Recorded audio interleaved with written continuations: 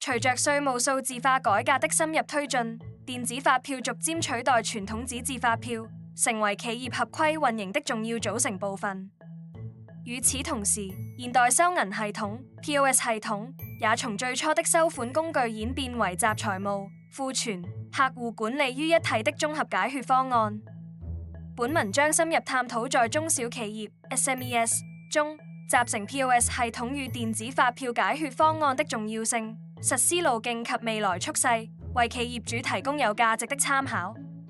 早期的 POS 系統更具備簡單的帳單處理、找零及小票打印等功能。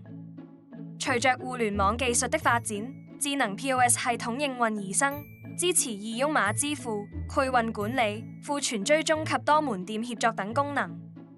顧客對快捷支付和流暢購物體驗的需求日益增長，傳統 POS 系統難以滿足，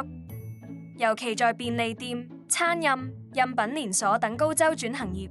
系統的穩定性與功能性顯得尤為重要。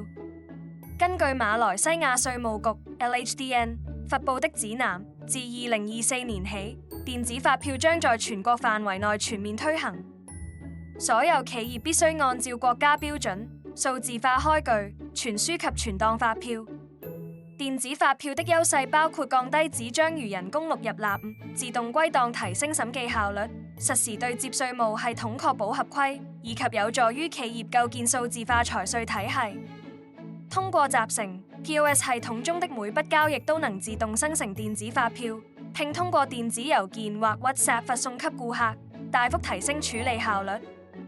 無需等待人工開票，數碼支付加即時發票發送，為顧客帶來便捷、高效的消費體驗，節省開票人力時間，簡化財務對賬流程，實現前台銷售與後台報稅系統一體化。企業是否足於高頻開票行業，如餐飲、零售、電商？是否已有 POS 系統？是否計劃擴展門店或整合線上線下渠道？關鍵考量因素包括是否符合 LHDN 電子發票技術規範，是否支持雲端遠程管理，是否可實現 POS 與發票一體化流程，以及是否提供本地語言介面與技術支持。系統部署與測試、雲工培訓與財務斜線報稅流程對接協調是實施階段規劃的重要內容。定期合規性檢查，根據 LHDN 政策及時更新系統。利用數據報表優化庫存與銷售決策是持續優化與升級的關鍵。引入智能 POS 及電子發票系統後，發票處理時間縮短75%，客戶滿意度顯著提升。自動歸檔功能簡化月度報稅流程，提升財務透明度。